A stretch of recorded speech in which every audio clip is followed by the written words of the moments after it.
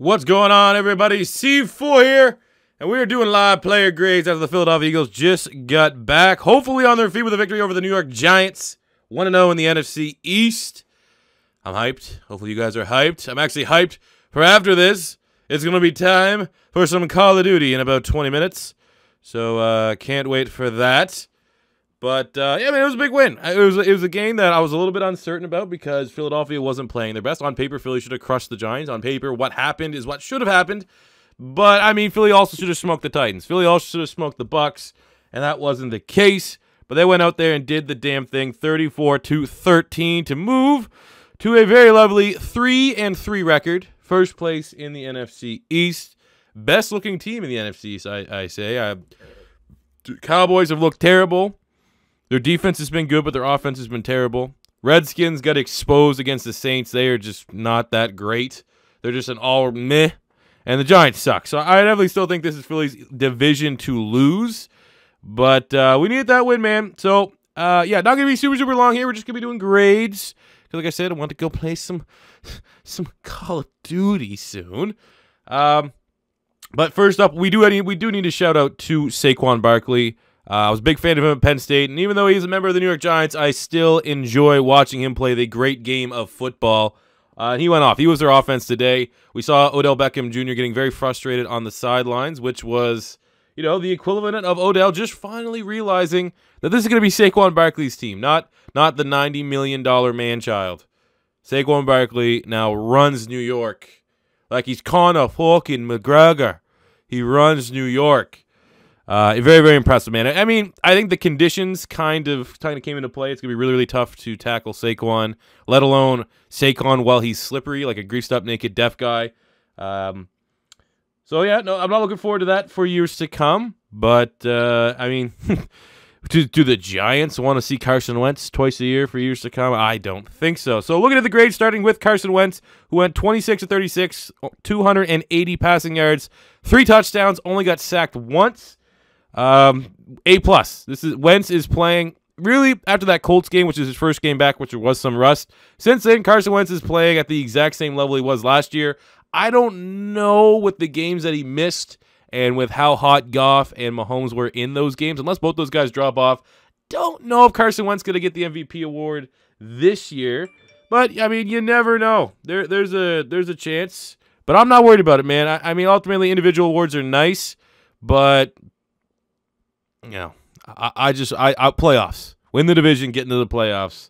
I want Carson Wentz to get the ring before I want him to get the individual awards. Plus, I mean, there's a cynical side of me that understands the business of football. And if Carson Wentz still plays at a really, really high level, and you know, maybe some people like when they talk about Drew Brees, he gets snubbed for some MVP awards. I mean, that may help shave off a couple ones or a couple numbers when it comes to contract time, when we got to pay Carson Wentz $1 million. You know, if Carson Wentz has an MVP award, that might be a $150 million extension versus a $140 million extension or something like that. But yeah, Carson Wentz gets an A+. He was perfect on the day. Surely the really, really bad Giants defense helped him out there. Look at the running attack. Wendell Smallwood, 18 carries, 51 yards. Corey Clement, 11 carries, 43 yards. Average 1 more yard per carry. Corey Clement deserves to be the lead running back of that committee. I think we saw that tonight. Corey Clement has much better vision. He's a more powerful runner, but, I mean, it always is going to be a running back by committee. But I think we saw tonight, man, do we need a Le'Veon Bell? I mean, a Le'Veon Bell, that's the big rumor. And I have firmly been on the train that I don't even, all these rumors, I don't see it happening at all. I don't see David Johnson happening at all. I don't see Jordan Howard happening at all. I don't see Le'Veon Bell happening. The only moves I think I could... Le'Veon's the only reason why I even entertain it is because clearly he wants out. And maybe if they were looking for Tevin Coleman. Tevin Coleman is another guy. Just because he's in a contract year, the Falcons are done because of all the injuries. Maybe you could pro them. But, I mean, even them, you know, Freeman's not healthy yet. Why would they move him? So, for everyone that just everywhere you look... They talk about Philadelphia. Oh, are they getting a new running back? Are they trading for a running back? This and that, this and that. You know, we're running back by committee. It works. We won the Super Bowl with a committee. We won the Super Bowl without having a guy. But, I mean, but that still being said, I mean, how you got to just say, oh, no, we don't need a Le'Veon Bell. Every offense in the league needs a Le'Veon Bell. Fuck, even the Rams need a Le'Veon Bell. Imagine the Rams running the wishbone with Todd Gurley and Le'Veon Bell. But I move on. The running backs, they did all right. I'd give the running backs a B- on the day. They took what was there for them. Obviously, we're overshadowed by the production of Saquon Barkley. Look at the receivers. Nelson Aguilar, 3 catches, 91 yards. A lot of that came on kind of a fluky play. Alshon, though, was a monster. Alshon Jeffrey, 8 catches, 74 yards, 2 touchdowns. Again, I would go back to my quote where Alshon's a top 10 wide receiver in this offense. I think when I ranked them out on Twitter the other day, I think I had Alshon coming at 12, like on my base rankings. But, I mean, Alshon, for what he brings to this offense, he's absolutely incredible. Zach Ertz, 7 catches, 43 yards, and a touchdown. I think... Here's my hot take as a biased Eagle fan. I think that, I talked about this in my stream the other night, the hierarchy of tight ends, it's pretty much been undisputed. Gronk at 1, Kelsey at 2. Like that, not only those are rankings, those are tiers. Gronk's in tier 1, Kelsey's in tier 2, and then it's like Zach Ertz is the top of the 3rd tier. I think with this season, the production we're seeing of Zach Ertz is in that 2nd tier with Kelsey. I think that they're different types of playmakers. Kelsey's a better athlete, but I mean, I think with Ertz's production this year, I might put him slightly ahead of Travis Kelce so far. Hot take. There's my hot take. There's my hot take for everybody.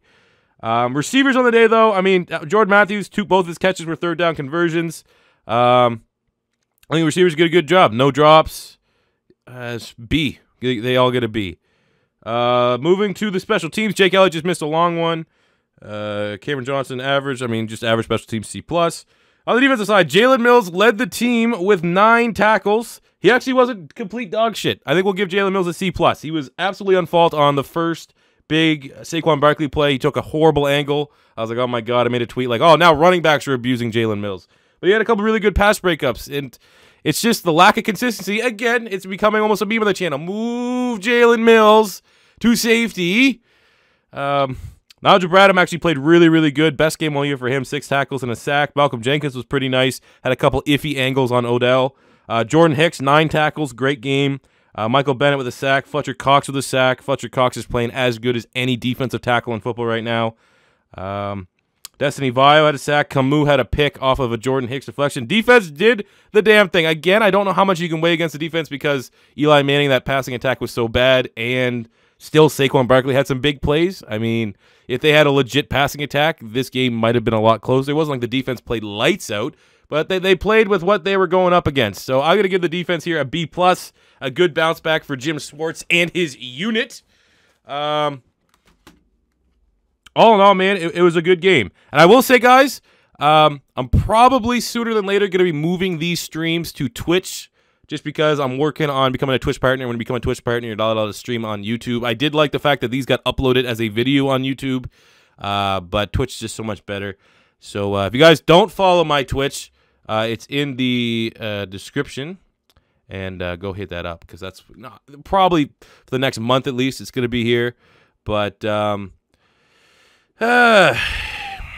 good game for the Eagles. Eagles got the dub. Eagles start to look like the Eagles that won the Super Bowl. I got all these friggin' losers in my chat. Hey, did your team win the Super Bowl last year? No.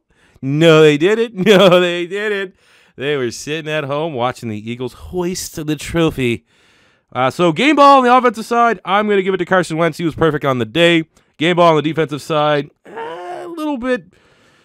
I think we're going to probably give it to Fletcher Cox just because of all of the second levels that we saw. Issues with the second level. When Saquon Barkley got there, he's pretty much gone, so that pretty much excludes linebackers and defensive backs. But all's good, man. All's good. Philly got a victory over a really shitty Giants team. If you're a Giant fan, I don't know what to tell you. I honestly don't know what to tell you, Giant fans. I mean, you hired Pat Shurmur. Not a good start. You hired Dave Gettleman, one of the worst GMs in football. I mean, how do you expect to be able to build something with that? How do you expect to build a foundation with that? How do you expect to build, even as good as Saquon, you passed on a quarterback to get a running back that looks pretty good. You don't have an offensive line. You don't have a passing attack. A running back is only as, like, just imagine if Saquon Barkley was on a competent team. He'd be just ripping the league up. He'd be, when Zeke Elliott was with the Dallas Cowboys, even more so than that.